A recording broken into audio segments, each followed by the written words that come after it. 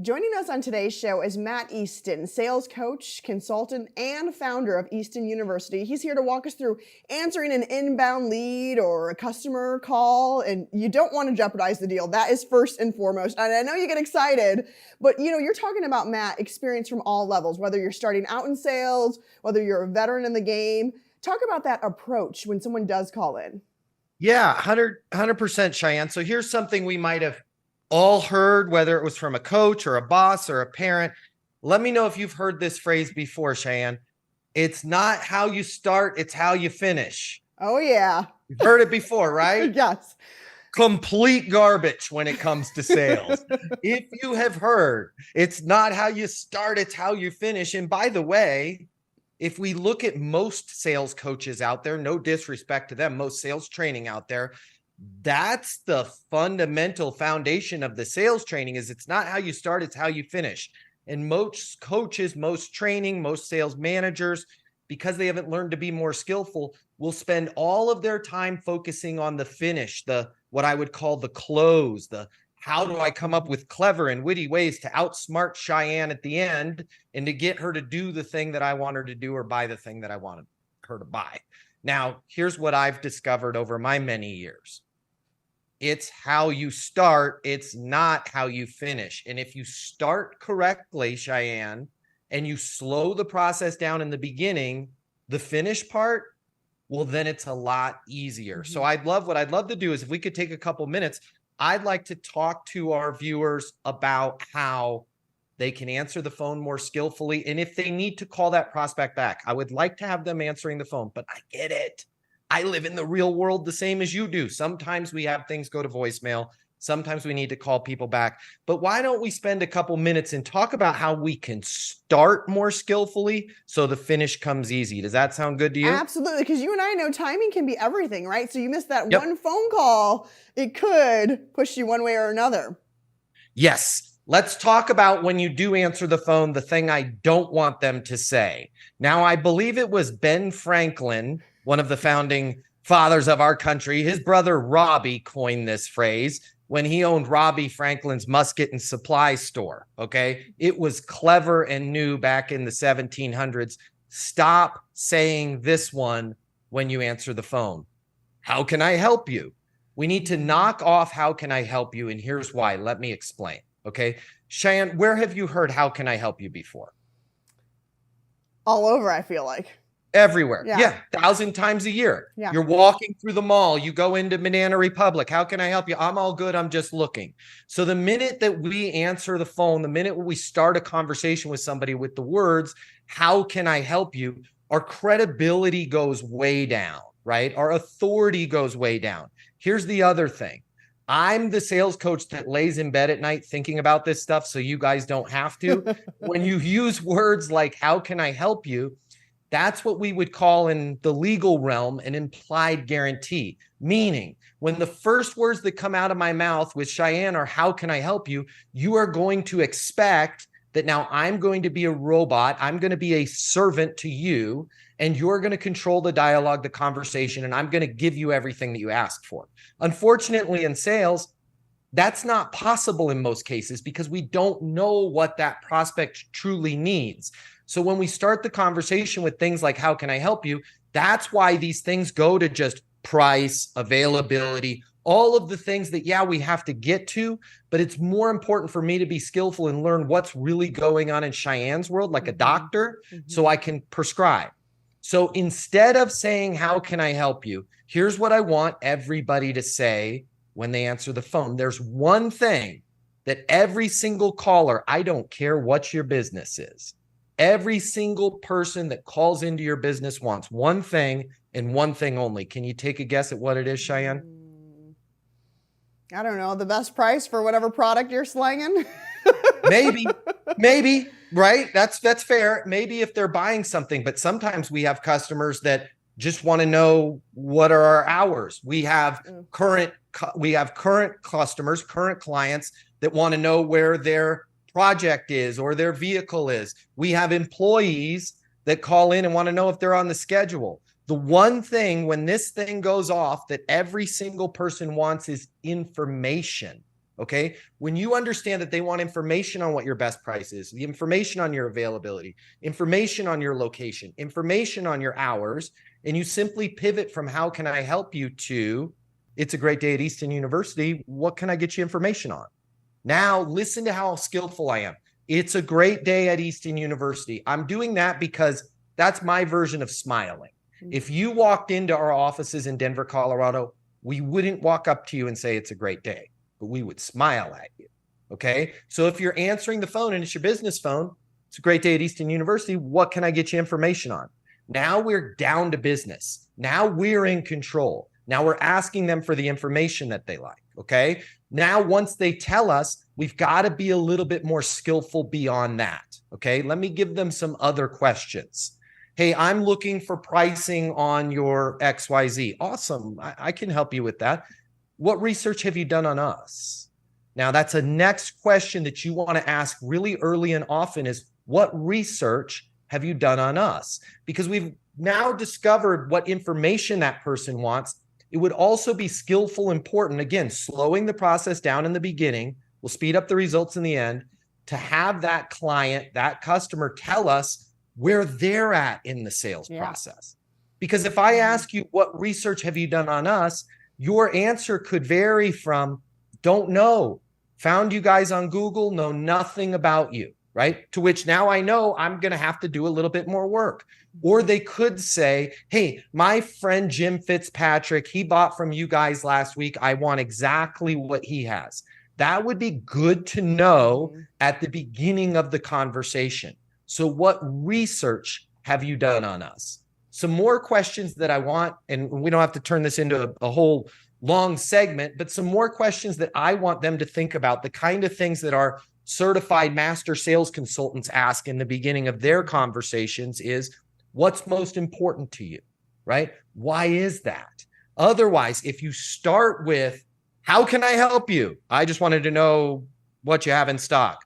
I've got 3 of them. Okay, thanks, bye. You're not learning what's the information that that person wants. What research have they done on us? What is their current situation? Okay, what was their biggest reason for calling? What's most important to them? And if you can just be more skillful and ask even just these questions, and we teach a lot more than that over at Easton University, but start with these. What can I get you information on? What research have you done on us? What's most important to you in the blank? Or what's your biggest reason for needing a blank? Find out the answers to that. You're going to be off and running. Now, I promised we got to call them back, Cheyenne. Okay, so somebody left a voicemail. Here's the other thing I would like them to do. When they call them back, and we all do this and it's not our fault, right? Let's say Cheyenne calls in. Hey, Cheyenne, it's Matt Easton at Easton University. I saw that you called in. I just wanted to follow up and check in with you. Okay, we're not going to use the F word anymore. That's potty mouth. No more, I'm following up. No more, I'm checking in. Okay, we talked about in the beginning of this, raising our level of credibility. Here's another great way if you have to respond to leads, to raise your credibility. Okay, and if I was your sales coach, I would take the heat on this. I would tell your boss, say this because Matt Easton told you to say it. And if you get in trouble, I'll be the one that gets fired. And I've never gotten fired for this because it helped every person in every organization I've worked with. Raise your credibility. Don't lie and say you're the CEO. Don't lie and say you're the founder of the company. Don't lie and say you're the VP. But you can raise your credibility up to CEO, founder, VP level, even if it's your first day on the job, by saying these words. Hey, Cheyenne, Matt Easton over here at Easton University wanted to reach out to you personally. Or even better, hey, Cheyenne, Matt Easton over here at Easton University wanted to reach out to you personally, make sure my people got you all the information you needed. Now look at how that goes right into the same pattern for the call. So you answer, hello, hey, Cheyenne, Matt Easton over here at Easton University wanted to make sure my people got you all the information you needed. All of a sudden, you're going to hear this in your customers and your prospects' voice. They're going to come up a couple notches in tone because they're going to be like, wow, the person is calling me. This is great. Yeah. I've got a senior person calling me. And they all say the same thing. Oh, great. How's it going? Going great. What can I get you information on? Right? Oh, I wanted to know if you guys had a ABC in stock. Perfect. What research have you done on us? My friend Jim Fitzpatrick bought one last week. I want what he has. Well, let me check. Jim, I know Jim. Jim's great. Does it make sense for you to come by right now? I've got one here to take a look at. By the way, what's most important in getting one of those? Right now, we're having a more skillful conversation. So if you have to call them back, you wanted to reach out to them personally. You wanted to make sure your people, even if you're a junior assistant intern, they're still your people. You guys have interns there at the network. Those interns are your people and you're their people. We're all everybody's people. So leverage that.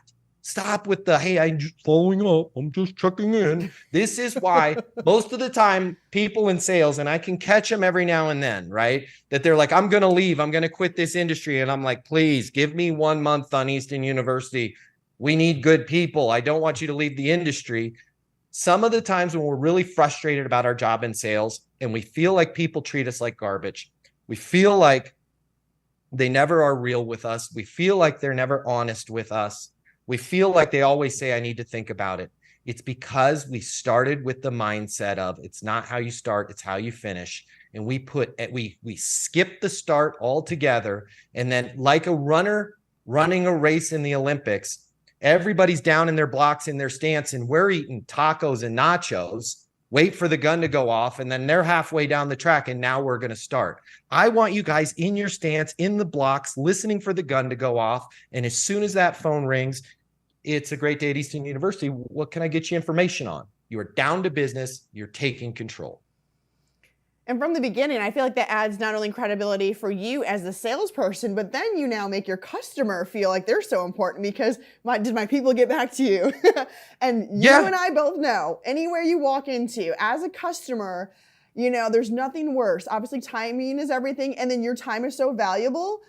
There's nothing worse than when you know it's my 6th Escalade. I don't need a whole history lesson. I need you to just tell me what you've got available. Or like you said, on the flip side, if you know nothing and you just kind of saw a commercial and you want to see, so it's good to know where you stand because you'll sit there and like, you know what? I don't have time. I'm already educated. I know where I stand. So those are great tips for sure. You know, when 100%. Curious to your thoughts on this, Matt.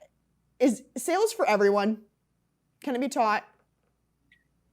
100%. And I want to give you the invert of that too. I'm going to say yes. As a person that has taught thousands of people how to make 6 figures, mid 6 figures, even 7 figures. Yes, this can be taught. And on the flip side, I want to double down on that and say this.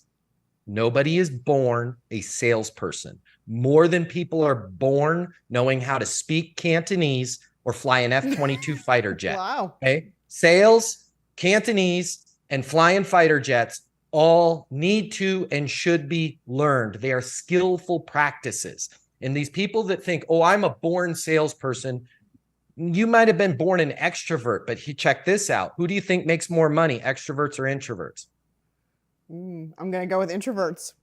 It's actually even. Oh, okay. Because if there's no skillful training, now I can outpace. If they've been through my training, they typically make 4 to 7 times more than anybody else. But here's the difference. An extrovert will start the conversation because they're not afraid to start the conversation, but they won't listen to the answers. An introvert will have trouble starting the conversation, but introverts listen. And we have to do both of those things skillfully, right? We've got to start skillfully and we've got to listen skillfully. And like we said before, if you slow the process down in the beginning, you will speed up the result in the end. I'm glad you touched on that because I feel like there's so many entrepreneurs that, you know, have this bright idea, but at the same time, they're like, well, sales isn't for me. I'm not really a salesperson. But like you said, at the end of the day, and a lot of it, I feel like 90% of it is listening because I've been closed before and the deal's done, but then they continue and I'm like, talk themselves right out. I'm done. Yep. And a lot of this, let me just give them a litmus test because, hey, I want everybody to be more skillful. I'd love to see them over at eastonuniversity.com, but if they don't head over to us, that's great too. I just want them to learn.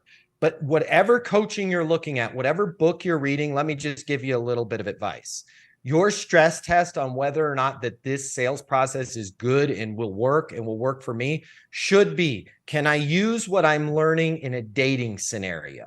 And if you're saying things that you learned from your sales coaching that would get you slapped on a first date, that's probably not a good idea. Sure. And if you listen to the fundamentals that you and I talked about, Cheyenne, right now on this session, these are all fundamentals that would work really well on a meeting somebody for coffee, right? What research have you done on us? What can I get you information on? It's collaborative. You're listening. You care about that person, and you're not trying to slam them into something because you were taught it's all about, a numbers game and jamming people through your sales process. That doesn't work.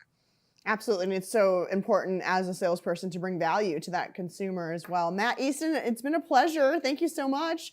Thank you for having me. Consultant and the founder of Easton University. I appreciate it. And I hope to have you back soon.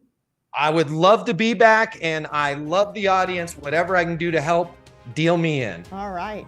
If you work in sales and you need to make twice as much money as you do right now to really enjoy your life, you've really only got 3 options. Option number 1, you can continue to work your butt off in the job you have right now, hoping for some sort of miracle to happen, where you start taking home double the money while doing things the exact same way you do them right now. That's pretty unlikely. Or option number 2, you can look for another job at a totally different company, hoping you're gonna catch some sort of once-in-a-lifetime wave where sales just seem to flow your way. All right, again, highly unlikely, and we both know waves in sales, well, they don't last very long.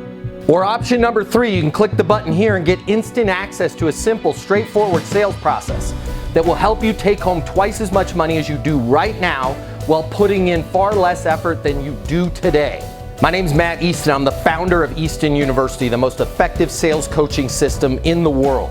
If you click the button, you're going to see how our interactive sales coaching portal and weekly live coaching sessions with me will help you double your income within 60 days. Easton University is more than an interactive sales coaching portal. It's more than being able to ask me questions in a live setting every single week. It's your future, and you and your future are worth it. Click the button. I will see you on the other side. Your life is about to get a lot better. Click through now.